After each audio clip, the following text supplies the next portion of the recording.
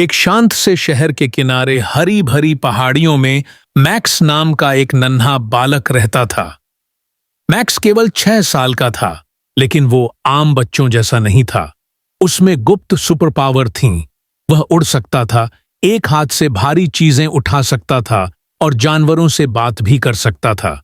लेकिन उसके ये राज सिर्फ उसकी बिल्ली व्हिस्कर्स को ही पता थे। एक रात जब मैक्स तारों भरे आकाश को अपने कमरे की खिड़की से निहार रहा था, तो अचानक एक चमकदार हरा प्रकाश आसमान में चमका। कुछ ही क्षणों में जमीन कांपी और जोर की धम की आवाज आई। मैक्स ने अपनी टॉर्च, केप और व्हिस्कर्स को हाथ में लिया और झटपट बाहर भागा। नजदीकी जंगल के बीचों बीच एक विशाल स्पेसशिप दुर्घटनाग्रस्त हो गई थी। धुएं के गुबार उभर रहे थे और 3 छोटे से एलियंस घबराकर झांक रहे थे। उनके बड़े बड़े आंखें और चमकती एंटीना थीं। हमें मत मारो, एक एलियन कांपते हुए बोला। हम खो गए हैं, बस मदद चाहिए। मैक्स ने साहस से कदम बढ़ाया।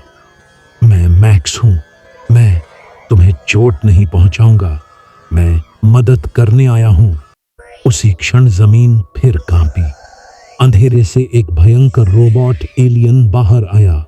वह दूसरे एलियंस को पकड़ने आया था और बहुत गुस्से में था। भागो, छोटे एलियंस चिल्लाए। लेकिन मैक्स ने डटकर खड़े होकर कीप पंखे की तरह लहराता हुआ कहा, मेरी इजाजत के बिना कोई नहीं भागेगा।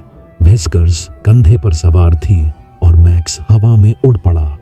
उसने रोबोट के चारों ओर घुमाव बनाए और उसका ध्यान भटकाया।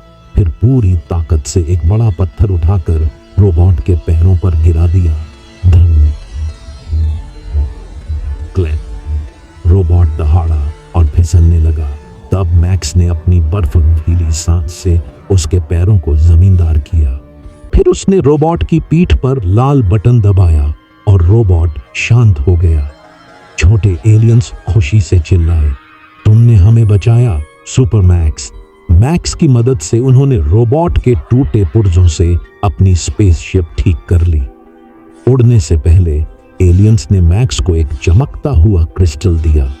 अगर कभी जरूरत पड़ी डिढे, बस इसे चमकाओ, तुम हमारे हीरो हो। और अगले ही पल उनकी स्पेसशिप टिमटिमाते तारों में मिल गई। बिस्तर पर लेटकर मैक्स मुस्कुराया और क्रिस्टल को गले से लगा लिया।